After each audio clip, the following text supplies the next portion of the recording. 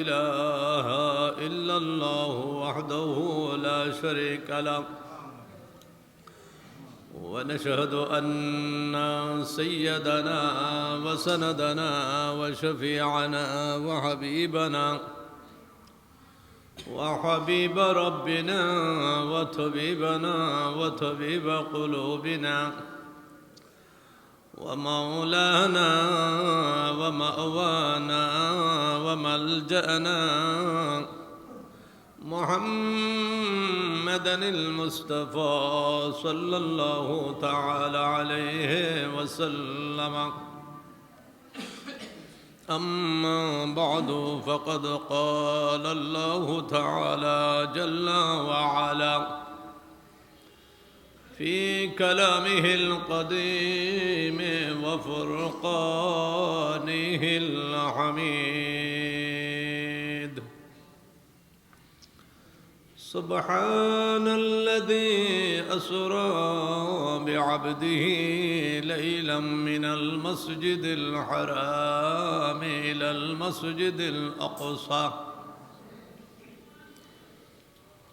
المسجد الأقصى الذي باركنا حوله لنريه من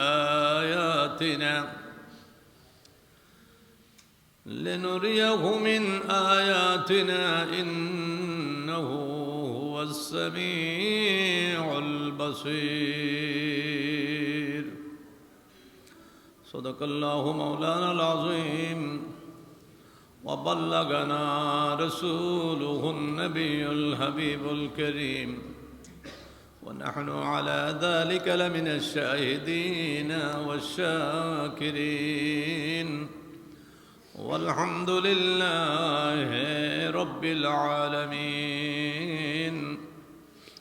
مولاي صل وسلم دائما أبدا على حبيبك خير الخلق كلهم. وقال النبي صلى الله عليه وسلم في حديثه الشريف: أوتيت بالبراق إلى آخر الحديث. وصدق الرسول صلى الله عليه وسلم. وقال الله تعالى أيضا في شأن حبيبه ومحبوبه ومعشوقه مخبرا وآمرا: إن الله وملائكته يصلون على النبي يا أيها الذين آمنوا صلوا عليه وسلموا تسليما. اللهم صل على مولانا محمد وعلى آل سيدنا محمد. جبريل أتى ليلة أسرى والرب دعا لحضرته. اللهم صل على سيدنا مولانا محمد وعلى آل سيدنا مولانا محمد. بلغ العلا بكماله كشف الدجى بجماله حسنت جميع خصاله.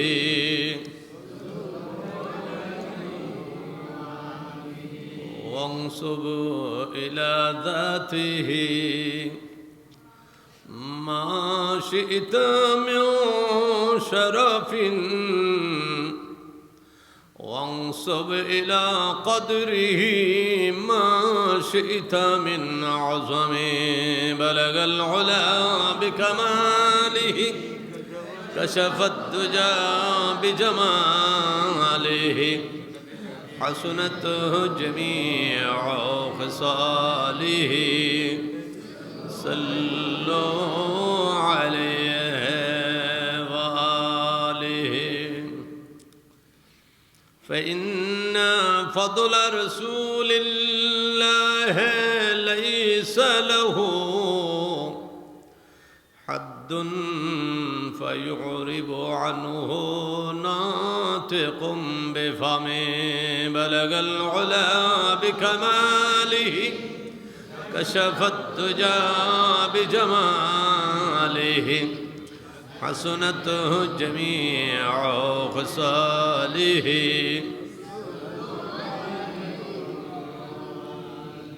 هو الحبيب الذي ترجى شفاعته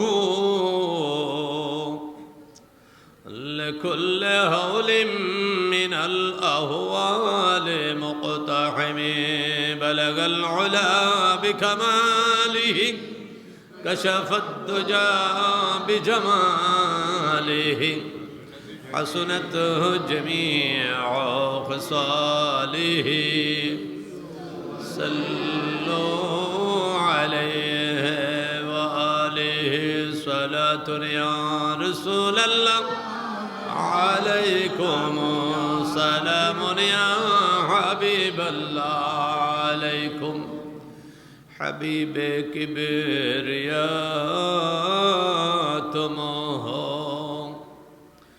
امام انبیاء تم ہو تمہیں چھوڑب کہاں جاؤں بتاؤ یا رسول اللہ صلاۃ یا رسول اللہ علیکم شفیع مجرمان تم ہو وسیلہ بے کساں تم ہو ہمیں بحر خدا حق سے ملاؤ یا رسول اللہ صلاۃ یا رسول اللہ علیکم سلام یا حبیب اللہ علیکم اما بعد অধ্যকার পবিত্র মেরাজুন নবী সাল্লাল্লাহু আলাইহি ওয়াসাল্লাম ও পীর হাজী মফিজ আলী চিশতি রহমতুল্লাহ আলাইহির ইসালে সওয়াব উপলক্ষে বার্ষিক ওয়াজ মিলাদ ও দোয়ার মাহফিলের মোহতারম সভাপতি সাহেব শাহ সুফি আলহাজ মাইনুদ্দিন আসলামী সাহেব মাদ্দাজিল্লুহুল আলী বয়ান পেশ করলেন হাফিজ মৌলানা আব্দুল্লাহ আল মামুন উস্তাজ অত্র মাদ্রাসা। আমার আগে এতক্ষণ পর্যন্ত যিনি আপনাদেরকে নুরানি ইমানি ইরফানি তকরির পেশ করেছেন, ইমানি খোরাক জুগিয়েছেন ডক্টর মৌলানা মোহাম্মদ ইমদাদুল হক সাহেব রাজনগরী মাদ্দাজিল্লুহুল আলী, সহযোগী অধ্যাপক শাহজালাল বিজ্ঞান ও প্রযুক্তি বিশ্ববিদ্যালয় সিলেট, উপস্থিত সম্মানিত উলামায়ে দ্বীন, অত্র মসজিদের সম্মানিত ইমাম সাহেব, কমিটির সম্মানিত ভাইয়েরা, উপস্থিত মেহমানবৃন্দ, মুরব্বিয়ানে কেরাম, নওজওয়ান এবং কচিকাচা ভাইয়েরা, মাদ্রাসার স্নেহের তালিবুল ইলমগণ, পর্দানুশীন আমার মা ও বোনেরা, রাহিমানি ওয়া রাহমাকুমুল্লাহু তাআলা, আসসালামু আলাইকুম ওয়া রাহমাতুল্লাহি ওয়া বারাকাতুহু। মহান রব্বুল আলমিনের পাক আলিশান দরবারে অসংখ্য অগণিত শুকরিয়া জ্ঞাপন করছি, যিনি আমাদেরকে আজকে পবিত্র মেরাজুন নবীর নামের এই মাহফিলে আমাদেরকে শরীক শামিল হবার তৌফিক দিয়েছেন। আমরা মহান আল্লাহর একটু মন প্রাণ খুলে শুকরিয়া আদায় করি আলহামদুলিল্লাহ। তার সাথে সাথে অসংখ্য অগণিত দুরুদ ও সালামের হাদিয়া পেয়ারা মাহবুব নবী সাল্লাল্লাহু আলাইহি ওয়াসাল্লামের রওজা পাক মদিনা মুনাওয়ারায়, যে নবীর দুরুদ সালাম কাল কিয়ামতের ময়দানে কোটি কোটি গুনাহগার উম্মতকে জান্নাতে বানিয়ে দেবে। এমন নবীর উপর আমরা কি দুরূদ সালাম পড়তে চাই? আল্লাহ আমাদেরকে তৌফিক নসিব করুন, আল্লাহুম্মা আমিন। বাধা বিঘ্ন তো আসেনি আপনাদের দেশে? দুরূদ সালামের প্রতি, মিলাদ কিয়ামের প্রতি বাধা বিঘ্ন আছে না? আছে। বাধা বিঘ্ন থাকলে কি বন্ধ করে দেবেন নাকি চালাবেন? মিলাদ কিয়াম এটা হলো দুরূদ সালামের সমাহার, নাকি? দুরূদ সালামের সমাহার, যেটা আল্লাহর নির্দেশের বাস্তবায়ন। ওয়াসাল্লিমু তাসলিমা, সাল্লু আলাইহি ওয়াসাল্লিমু তাসলিমা, নির্দেশের বাস্তবায়ন। যতই বিরোধিতা আসুক, যতই বিদআতের ফতোয়া আসুক, কোনোভাবেই ছাড়া যাবে না। এটার বিরুদ্ধে বিভিন্ন রকমের মন্তব্য আসছে, ফতোয়া আসছে, বিদআত মন্তব্য আসছে। আল্লাহুম্মা সাল্লি আলা সাইয়্যিদিনা মুহাম্মদ ছাড়া অন্য কোনো দুরূদ শরীফ পড়া যাবে না। বিভিন্ন রকমের বক্তব্য বিভিন্নভাবে আসতেছে। কেন? আপনার আমার মনে এমন একটা মহান মকবুল ইবাদতের ব্যাপারে সংশয় তৈরি করে দেওয়ার জন্য। নাউজুবিল্লাহ বলবেন না? কারণ দুরূদ সালামে মুমিনের লাভ বেশি, সেজন্যই এটার পিছনে শয়তানও বেশি করে লেগেছে। নাউজুবিল্লাহ বলবেন না একটু? শয়তান থেকে আমরা আল্লাহর পানা চাই। আল্লাহ পাক আমাদেরকে শয়তানের ধোঁকা থেকে হেফাজত করুন, আল্লাহুম্মা আমিন। সম্মানিত উপস্থিতি, ডক্টর সাহেব ইশকে রাসূলের সুন্দর বয়ান দিচ্ছিলেন, আমি এসে ব্যাঘাতি করছি। আমি আর একটু বিলম্ব করলে আপনারা আর একটু ভালো শুনতে পারতেন। ও, আপনি খতিব এখানে? আলহামদুলিল্লাহ, তো আপনাদের খুশনসিব। একজন সুন্নি খতিব পেয়েছেন, আশিক রসুল খতিব পেয়েছেন। মুসল্লিও আশিক রসুল হতে পারবে ইনশাআল্লাহ। মুসল্লিদেরকে পাল্টায় দেখে ইমাম খতিবরা, মিম্বার থেকে যে মেসেজ যায় মুসল্লি সেরকম হয়ে যায়, ঠিক কিনা? শুকরিয়া, আলহামদুলিল্লাহ। নবীর মিম্বার, নবীর মিম্বারে, নবীজির মিম্বারে দাঁড়িয়ে এখন নবীজির বিরুদ্ধে কথা বলে মুসলমান কেমনে সয় আমাদের জানা নেই। আজকে নবীর দুরূদ সালামের বিরুদ্ধে নবীর মিম্বার থেকেই আওয়াজ তুলতেছে। আমার আম পাবলিক ভাইদের অবস্থা হলো কি, ওনারা সকলকে সম্মান করে, এটা হলো ওনাদের দুর্বলতা।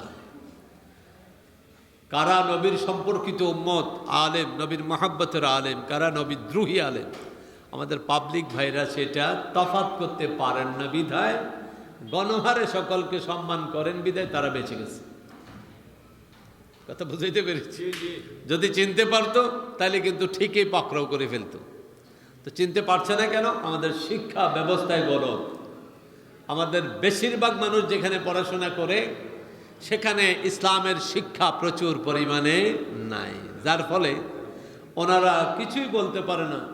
যে আলেম যেভাবে বলে ওনারা জিন্দাবাদ বলেন, মারহাবা বলেন। নবীর পক্ষে বললো আলহামদুলিল্লাহ বলেন, নবীর বিপক্ষে বললো আলহামদুলিল্লাহ বলেন। কোন আলহামদুলিল্লাহ কোন দিকে যাবে আমি জানি না, আল্লাহ জানে। আল্লাহ সকলকে হেদায়েত নসিব করুন। আমাদের দেশে একজন মহাতির মোহাম্মদের দরকার। স্বাধীনতা আমরা বারংবার অর্জন করেছি, কিন্তু আমাদের শিক্ষা ব্যবস্থা এখনো স্বাধীন হয়নি, মুসলিম শিক্ষা ব্যবস্থার উপরে গড়ে ওঠেনি। এখানেই আমাদের গলদ।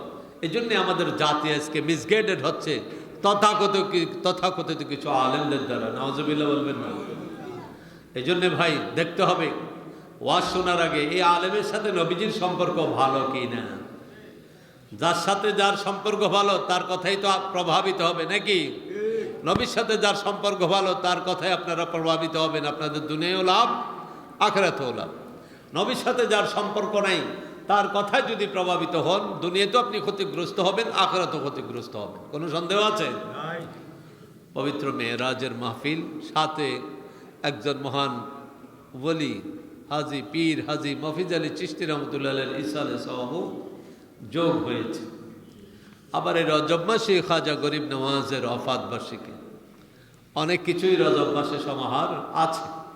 তো 6 তারিখে যেহেতু খাজা গরিব নওয়াজের ওফাত বার্ষিকী ছিল, ওরস মাহফিল ছিল, আমরা ইতিমধ্যে সেগুলো আলোচনা নিশ্চয় আপনারাও শুনেছেন, যেহেতু সুন্নি খতিব নিশ্চয় শুনেছেন। আমরা এই দেশে মুসলমান হয়েছি অবদান খাজা গরিব নওয়াজের। অনেক মুসলমানের বাচ্চা মৌলবীও জানে না। নাউজুবিল্লাহ বলবেন না? খাজা গরিব নওয়াজকে যদি আল্লাহ পাক হিন্দুস্তানে না পাঠাতেন, তার রসুলের মাধ্যমে ডেকে বেলায়েতের বাদশাহী দিয়ে সুলতানত দিয়ে যদি হিন্দুস্তানে না পাঠাতেন, বাংলার জমিনে ইসলাম খুঁজে পাওয়া খুব কঠিন ব্যাপার ছিল। খাজা গরিব নওয়াজকে আল্লাহ এমন বেলায়েতের পাওয়ার দিয়েছিলেন যেটা কল্পনা করতেও আমাদের গা শিহরে উঠে, লোম শিহরে উঠে, পশম দাঁড়িয়ে যায়।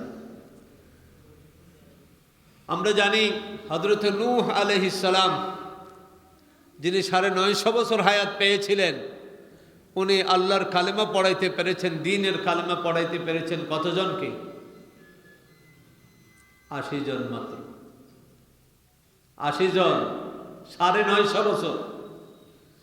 আর খাজা গরিব নওয়াজ এক মঈনুদ্দিনের হাতে কালেমা পড়েছে, দ্বীনের কালেমা পড়েছেন 90 লাখের অধিক। সুবহানাল্লাহ বলবেন না? 90 লাখের অধিক হিন্দু, কাফের, মুশরিক, বেদিন ঈমান গ্রহণ করেছে। সে খাজার বিরুদ্ধে যদি কেউ বলে, শোয়া যায়? কিন্তু বলতেছে তো, মুসলমানের বাচ্চারা আবার তাদেরকে নারায় তকবীরও দিচ্ছে, জিন্দাবাদও দিচ্ছে। কারণ মুসলমান নিজের ইতিহাস জানে না, সমস্যা এখানে, এটাই বিপত্তি। আল্লাহ রসুল রওজা পাকে ডেকে নিয়ে, আমাদের প্রতি রসুলের পাকের বড় নেক নজর, আল্লাহর অশেষ মেহেরবানি। রওজা পাকে ডেকে নিয়ে হিন্দুস্তানের বেলায়েতের বাদশাহী দিয়ে ওনাকে হিন্দুস্তানে পাঠিয়েছেন। যাও আজমিরে যাও, দ্বীনের খেদমত করো, কাফের মুশরিকের দেশ যাও। উনি এসেছেন তো তার 13 বছরের মাথায় বাংলার জমিনে ইসলামের দাওয়াত এসে গেছে। বলুন আলহামদুলিল্লাহ। বাংলা বিজেতাকে আমাদের মেট্রিক পাস ছেলেরাও জানে।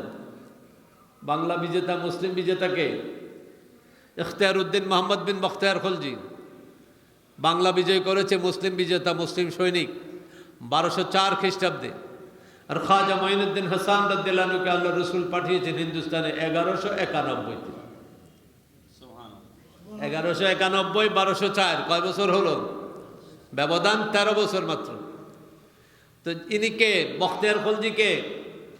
বখতিয়ার খলজি খাজা গরিব নওয়াজ 1191-তে হিন্দুস্তানে ঢোকার পর 1 বছর দ্বীনের প্রচার করেছেন। রাজা পৃথ্বীরায় যখন বিরোধিতা করেছেন, আক্রমণের বেইজ্জত করেছেন, ওনার পত্রের অবমাননা করেছেন, উনি তাকে জিন্দা অবস্থায় বন্দী করে মুসলিম সেনাদলের হাতে সোপর্দ করে দিয়েছেন। সুবহানাল্লাহ। চিঠি লিখে দিয়েছেন, তুমি আমার চিঠির অবমাননা করেছো, আমার মুরিদের সাথে বেয়াদবি করেছো, তোমাকে জিন্দা অবস্থায় আমি বন্দী করে মুসলিম সেনাদলের হাতে সোপর্দ করলাম। আর এই রাত্রেই স্বপ্নে দেখাচ্ছেন আফগানিস্তানের সুলতান, গজনির সুলতান শেহাবুদ্দিন মোহাম্মদ ঘুরিকে, এই নওজোয়ান সুলতান ঘুমাচ্ছ কেন? হিন্দুস্তানে তোমার জন্য বাদশাহী অপেক্ষা করছে। সুবহানাল্লাহ। খাজা গরিব নওয়াজ হিন্দুস্তানে ঢুকতেছেন, আর শেহাবুদ্দিন ঘুরি তরাইনের প্রথম যুদ্ধে 1191 খ্রিস্টাব্দ, ভারতের ইসলামের ইতিহাস যারা পড়েছেন জানেন 1191-তে তরাইনের প্রথম যুদ্ধ হয়েছিল। সে প্রথম যুদ্ধে শেহাবুদ্দিন ঘুরি পরাজিত হয়ে ভারত থেকে রাজা পৃথ্বীরায়ের মার খেয়ে আফগানিস্তানে পালাচ্ছে, গজনিতে পালাচ্ছে। ওই টাইমে খাজা গরিব নওয়াজ রহমতুল্লাহ আলাইহি হিন্দুস্তানে ঢুকেছেন মুখোমুখি। কেউ মার খেয়ে পালাচ্ছে, আর কেউ আল্লাহ রসুলের পক্ষ থেকে ঢুকতেছে। এই এমন কঠোর পরিস্থিতিতে ঢুকে দ্বীনের খেদমত করা কত সহজ ব্যাপার ছিল না কঠিন? বুঝেন, শেহাবুদ্দিন ঘুরির সৈনিকরা খাজা গরিব নওয়াজ সহ তার সঙ্গী সাথীকে ডেকে বলল, হে মুসলিম ফকিরের দল, ভারতের রাজনৈতিক অবস্থা ভালো না, আমরা অভিযান করতে গিয়ে মার খেয়ে ফেরত আসছি, তোমরা এই মুহূর্তে ভারতে যেও না। খাজা গরিব নওয়াজ বলে, হে মুসলিম সেনাদল, তোমরা তরবারির উপর ভরসা করে গিয়েছো, মার খেয়েছ, আমি মঈনুদ্দিন আল্লাহর উপর ভরসা করে যাচ্ছি, আমাকে কেউ মারতে পারবে না। সুবহানাল্লাহ। ঘটেছেও তাই। যিনি খাজা গরিব নওয়াজকে মারতে এসেছেন, ওনার ঈমানের দৌলত নসিব হয়েছে। এরকম অসংখ্য ঘটনা আছে, 1-2টা না, অসংখ্য ঘটনা। ওনাকে মারতে এসেছেন, ওনার চেহারা মোবারক দেখেছেন, সে ঈমানের কালেমা না পড়ে, ওনার আচরণ দেখে ঈমানের কালেমা না পড়ে ফেরত যেতে পারেনি। কেমন বেলায়েতের পাওয়ার আল্লাহ পাক দিয়েছিলেন, সুবহানাল্লাহ, ভাবতে অবাক। 90 লক্ষ মানুষকে কট্টর কাফের মূর্তি পূজারী 90 লাখের অধিক মানুষকে ইমানের কালেমা পড়াতে পারা চারটিখানি কথা। আমরাও তো মুসলমান, এক একজনের 50, 60, 70, 80 বছর বয়স হয়েছে। আমাদের আশেপাশেও কাফের মুশরিক আছে। আমরা কয়জনকে বুঝিয়ে ইমানের কালেমা পড়াতে পেরেছি? এবার বুঝেন তফাৎটা কোন জায়গায়। খাজা বাবাও আল্লাহর বান্দা, আমি আপনিও আল্লাহর বান্দা, তফাৎটা কোন জায়গায় বুঝতে হবে। আমরা যদি শত শত হাজার বছর হায়াত পাই, খাজা গরিব নওয়াজের প্রশংসা গাই, হক আদায় হবে না। এমন এহসান খাজা মাইনুদ্দিন হাসানের আমাদের প্রতি আছে। আর এখানে দেখতেছি সেই চিশতিয়া তরিকা, যেটা খাজা গরিব নওয়াজের সাথে সম্পর্কিত। বলুন আলহামদুলিল্লাহ। খাজা গরিব নওয়াজ চিশতিয়া তরিকার ইমাম। ওনার দ্বারা চিশতিয়া তরিকা ভারতীয় উপমহাদেশের দক্ষিণ এশিয়ায় প্রসারিত হয়েছে। শুধু তরিকা নয়, হানাফি মাযহাব, আহলুস সুন্নাহ ওয়াল জামাত, ইমানের দাওয়াত সব প্রসারিত হয়েছে। Pakistan, Bharat, Bangladesh, Nepal, Bhutan, Sri Lanka, Malaysia, Indonesia, Thailand, তারপর যে বার্মা, তারপর যে ফিলিপাইন, অর্থাৎ দক্ষিণ এশিয়া থেকে নিয়ে পূর্ব এশিয়া পর্যন্ত যত মুসলমান, ম্যাক্সিমাম খাজা গরিব নওয়াজের অবদান। মালয়েশিয়া, ইন্দোনেশিয়াতে এত মুসলমান কোত্থেকে হয়েছে?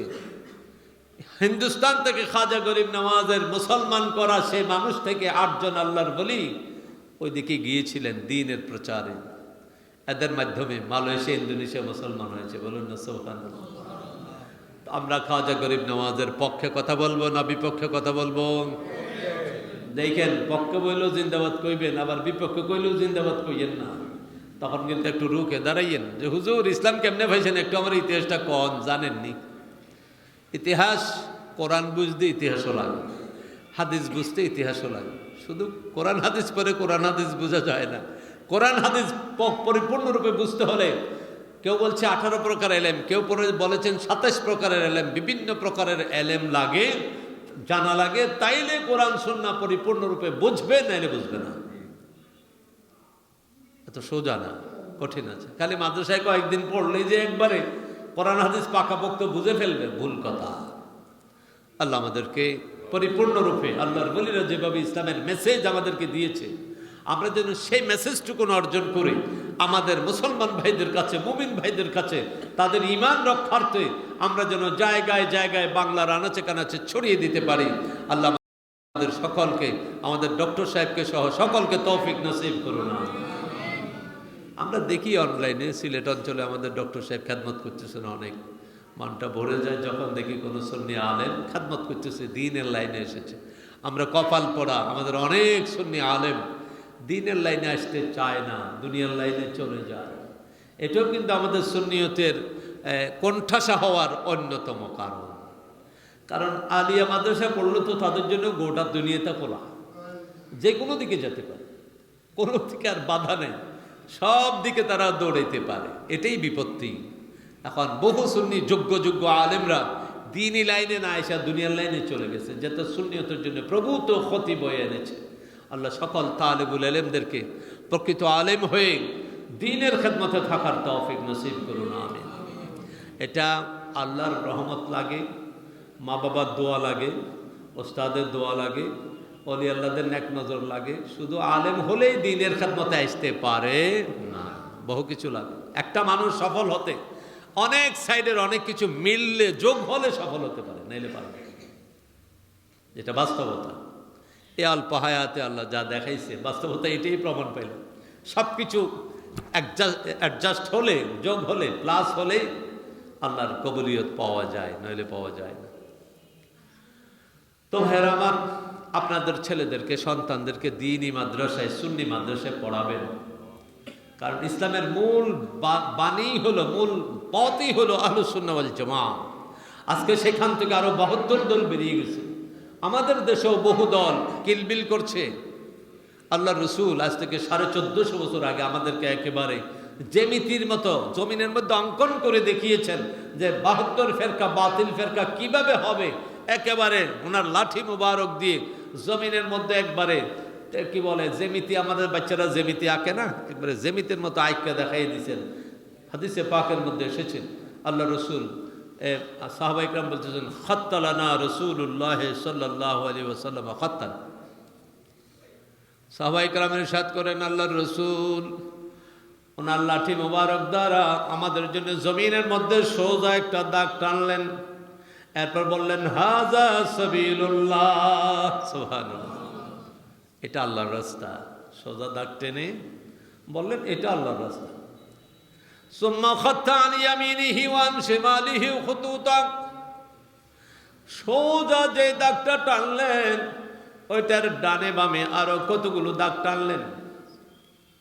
দাগ টেনে আল্লাহ রসুল বললেন, হাজিহি সুবুলুন, আমার সাহাবীরা শোনো, সোজা দাগ টানছে, এটা সাবিলুল্লাহ, আল্লাহর রাস্তা, এটা সিরাতে মুস্তাকিম, এটা আহলুস সুন্নাহ ওয়াল জামাত, এটা ইসলামের মূল পথ। অথবা ডাইনে বামে কতগুলো দাগ টানলেন, টেনে বললেন, হাজিহি সুবুলুন, ডাইনে বামের এগুলোও রাস্তা। ওয়ালা রাসে কুল্লি মিনহা শাইতানুন, জোরে বলুন না নাউযুবিল্লাহ। ডাইনে বামে যে দাগগুলো আল্লাহ রসুল টানলেন, বললেন এগুলোও রাস্তা, সোজাটাও রাস্তা, তবে ব্যবধান আছে। সোজাটা হলো আল্লাহর রাস্তা, আর ডাইনে বামে যেগুলো টানছি এগুলোর প্রত্যেকটার গোড়ায় এক একটা শয়তান দাঁড়িয়ে আছে, নাউযুবিল্লাহ। শুধু কলা গাছের মতো দাঁড়িয়ে থাকলো আমাদের বাঁচার একটা উপায় থাকতো, কিন্তু না, আল্লাহ রসুল বলতেছেন, ইয়াদউ ইলাইহি, ডাকছে, এই বেটা, এটা ইসলামের আসল পথ, আসো আসো আসো। তুমি শাহজালাল রহমতুল্লাহের পথে আছো তো, আর এটা মাজার পূজারীর দল, এটা জিলাপি খোরের দল, এটা ভালো না, এদিকে আসো, আমার বিপ্লবী পার্টিতে আসো। বিপ্লব বিপ্লব করে চিৎকার করে জওয়ান কি দেখাইয়া ডাকতেছে, এগুলা কেমন ইসলাম? আপনার কোকা কোলা, 7 আপ, স্প্রাইট আসেনি, বোতলটা একটু ঝাঁকি দিয়ে কাকটা করলে কি অবস্থা হয়? ফুরুত করে ছুটে খুব স্পিডে।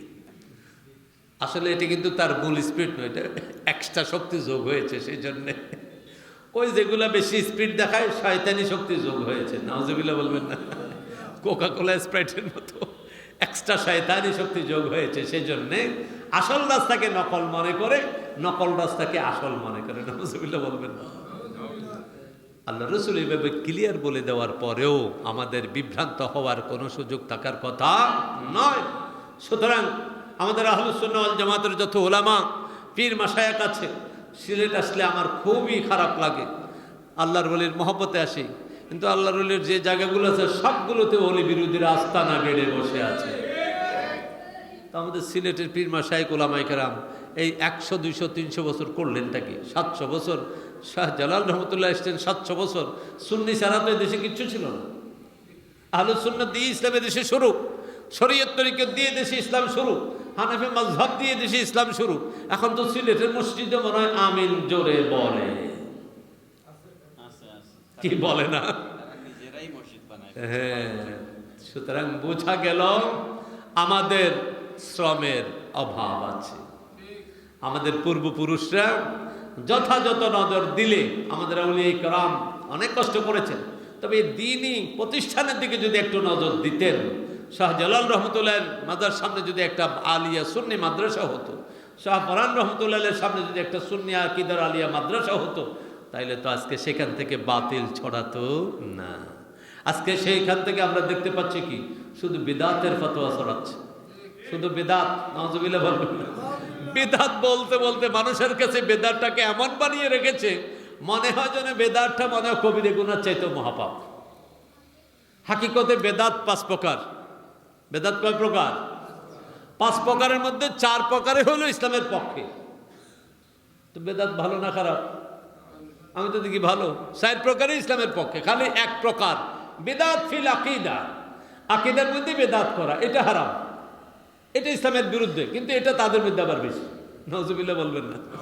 বেদাত করে বলে বলে যারা গলা ফাটায়, যেটা হারাম বেদাত এটা তাদের মধ্যে বেশি, আর যেটা জায়েজ বেদাত, যেগুলো ইসলামের পক্ষের বেদাত, ইসলামকে শক্তিশালী করার বেদাত, এগুলোর বিরুদ্ধে তারা এক পায়ে খাড়া। নাউজুবিল্লাহ বলবেন না। আচ্ছা, ফরজ ওয়াজিব আদায় করি কি আমরা সবাই জান্নাতি হতে পারবো? শুধু ফরজ ওয়াজিব দিকে আমরা আল্লাহর রেজামন্দি পেতে পারবো? শুধু ফরজ ওয়াজিব আদায় করি কি আল্লাহর ওলি হওয়া যায়? শাহ জালাল রহমতুল্লাহ আলাইহি সাহেব পরান রহমতুল্লাহ আলাইহি সহ, খাজা গরিব নওয়াজ, বরকত আব্দুল কাদের জিলানী রহমতুল্লাহ আলাইহি সহ তাম দুনিয়ার যত আউলিয়া কেরাম আছে সবাই কি শুধু ফরজ ওয়াজিব আদায় করে ওলি হয়েছেন, না তার সাথে আরো অতিরিক্ত কিছু লেগেছে? সেটার নাম কি? নফল। নফল আউলিয়া কেরামের নজর, হক্কানি পীরের নজর, সোহবত, হক্কানি পীরের হাতে বায়াত, নফল, সোহবত, বেলায়েত এগুলো লাভ করেছেন ওলির নজরে, নফলের দ্বারা, ওলির দোয়ার দ্বারা সবকিছু মিলিয়ে বেলায়েত হাসিল করেছেন। শুধু ফরজ আদায় করে কোনোদিন আল্লাহর বলি হওয়া যায় না, এটা আল্লাহরই বিধান। আল্লাহ হাদিসে কুদসির মধ্যে, সহিহ বুখারী শরীফের মধ্যে আসছে, আরো অন্যান্য কিতাবের মধ্যে আসছে, হাদিসের কিতাবের মধ্যে, যে লা ইয়াসালু ইয়াতাকাররাবু ইলাইয়া বিন নওয়াফিল। হাদিস কুদসির মধ্যে ডাইরেক্ট আল্লাহ রাব্বুল আলামিন জাল্লা জালালুহু আম্মা নাওয়ালুহু, আল্লাহ পাক নিজেই ঘোষণা দিচ্ছেন, আমার কাছে শুধু ফরজ ইবাদত আদায় করে আমার কাছাকাছি আসা যায় না। অহরহ বান্দা অধিক নফল যখন আদায় করে আস্তে আস্তে আমার কাছে চলে আসতে পারে। সুবহানাল্লাহ। আপনি ফজরের নামাজ পড়েছেন, সাথে 2 রাকাত সুন্নাত পড়েছেন, জোহরের নামাজ পড়েছেন, ফজরের পরে আপনি ইশরাক পড়েছেন, ফজরের পরে আপনি চাশতের নামাজ পড়েছেন, সালাতুদ দুহা, জোহরের নামাজ পড়েছেন, জোহরের আগে পরে সুন্নত নফল পড়েছেন, আসরের নামাজ পড়েছেন, আসরের পরে সুন্নাত পড়েছেন, মাগরিবের নামাজ পড়েছেন, মাগরিবের পরে সুন্নত নফল আওয়াবিন পড়েছেন, ঈশার নামাজ পড়েছেন, ঈশার আগে পরে সুন্নত নফল পড়েছেন, আবার শেষ রাত্রে তাহাজ্জুদ পড়েছেন। এইভাবে ফরজের অতিরিক্ত নফল যখন আদায় করতে থাকবেন, আদায় করতে করতে একদিন আল্লাহর মহব্বতের বান্দা হয়ে যাবেন। সুবহানাল্লাহ। আল্লাহ পাক বলতেছেন হাত্তা উহিব্বুহু, বান্দা যখন ফরজ ইবাদতের সাথে নফল বাড়াইয়া বাড়াইয়া করে, হঠাৎ করে আমি ভালোবেসে ফেলি। এখন আমাদের তো বাঁকা বন্ধু অনেক আছে, সোজা বন্ধু কম। বাঁকা বন্ধু, সোজা বন্ধু একটা থাকলে তার বিপরীতে বাঁকা বন্ধু 72টা আছে। তো বাঁকা বন্ধুরা এবার বলবে, কালকে সমালোচনা করবে এখানে খাদিম পাড়ায়, ঢাকা থেকে হুজুর আনছে তো উল্টা ওয়াজ করে গেছে, ফরজ দ্বারা আল্লাহর নৈকট্য পায় না, নফল দ্বারা পায়। বলতে পারে, অস্বাভাবিক কিছু না। আমি ছোট্ট একটা বাস্তব প্র্যাকটিক্যাল উদাহরণ আপনাকে বলে যাই, তো আপনি জবাব দিতে পারবেন।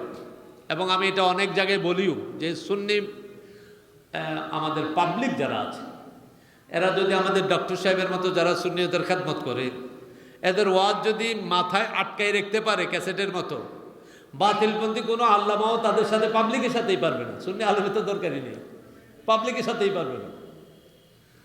আপনাদেরকে ছোট্ট একটা উদাহরণ দেয়। আপনারা এখানে অনেকের জায়গা জমিন আছে না, কৃষিখাত করাননি না? সবাই শহরে মানুষ। আচ্ছা, কৃষিখাত করাতে হলে আপনার বদলা নেওয়া লাগে না? আমন ধান করছেন নি? এবার ঘরে উঠে গেছে ধান। আচ্ছা, আমন ধান আপনি ধান কাটতেছেন, পাকা ধান, গভীর মনোযোগ। পাকা ধান আপনি ক্ষেতের মধ্যে কেটে রেখেছে। আপনাদের এখানে এই এলাকায় ডেইলি লেবার বদলা, যে আপনারা কি বলেন? বাংলা সিলেট ভাষায় কি করেন? কামলা। আসলটা না করলে বুঝতে যাইতো না, তো পাবলিকে বুঝবো না, তো ডেইলি লেবার তো অনেক ভাই বুঝবে না। কামলা, কামলার টাইম কতক্ষণ? কয়টায় শুরু, কয়টায় শেষ ডেইলি? কয়টা থেকে? 9টা থেকে 4টে। আচ্ছা, আপনি সাপোজ আপনি এখন আমন ধান কাটাইছেন, ক্ষেতের মধ্যে আমন ধান রেখে দিচ্ছেন, সে কাটছে অনেক, কিন্তু সে জোহরের পর থেকে টানতে টানতে গিয়ে কুলাই নাই, 4টে বেজে গেছে বা 4:30 বেজে গেছে, এখনো আপনার 2-4 বোঝা ধান বা 5-7 বোঝা ধান খেতে রয়ে গেছে। আপনি কি 4টা 4:30টার পরেও তাকে কি, লেবারকে কি প্রেশার করতে পারবেন যে আমার ধানগুলো নিয়ে আসো? পারবেন? জোর দিতে পারবেন? সে বলবে কি? বললে সে কি বলবে?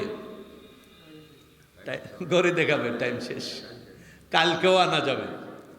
আর গৃহস্থ বেটা যদি একটু রেগে কয়, আর কামলাও যদি একটু রাগি হতো, তো লাগিয়ে দেব মল্লযুদ্ধ।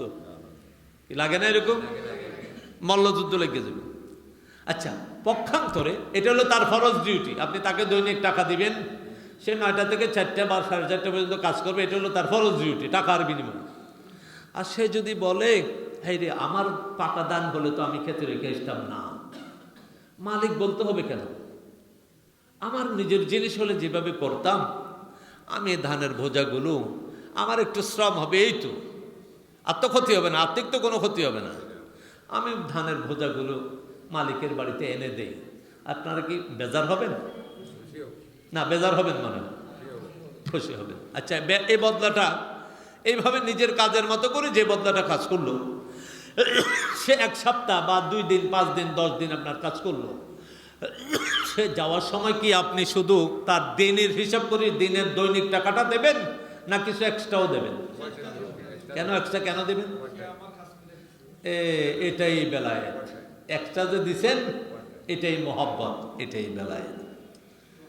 আপনি 5 ওয়াক্ত ফরজ নামাজ পড়বেন, এটা আপনার ফরজ ডিউটি, করতেই হবে, নাইলে আল্লাহর বান্দার খাতায় নাম লেখা রাখা মুশকিল। যেমনিভাবে কামলা 9টা থেকে 10টা 4টা পর্যন্ত কাজ না করলে আপনি ডেইলি বেতন দেবেন না, অতিরিক্ত তো দূর কি বাত, অতিরিক্ত তো দেবেনই না, ডেইলি বেতনও দেবেন না। ঠিক তেমনি ভাবে 5 ওয়াক্ত নামাজ পড়া, ওয়াজিব ভিতরের নামাজ পড়া আপনার আমার বেসিক ডিউটি, ফরজ ডিউটি, করতেই হবে।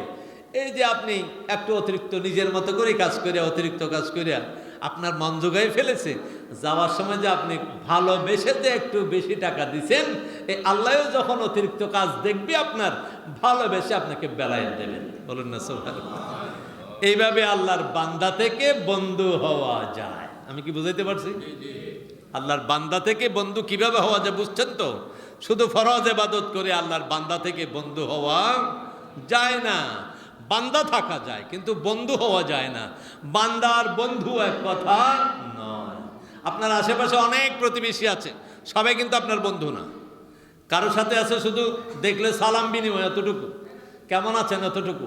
আবার কারো আছে এমন দেখলে বাসায় আসেন একটু চা খেয়ে যান, ব্যবধান আসেনি? সুতরাং সব জায়গায় ব্যবধান আছে, বুঝতে হবে আল্লাহর বান্দাদের মধ্যে এরকম ব্যবধান আছে।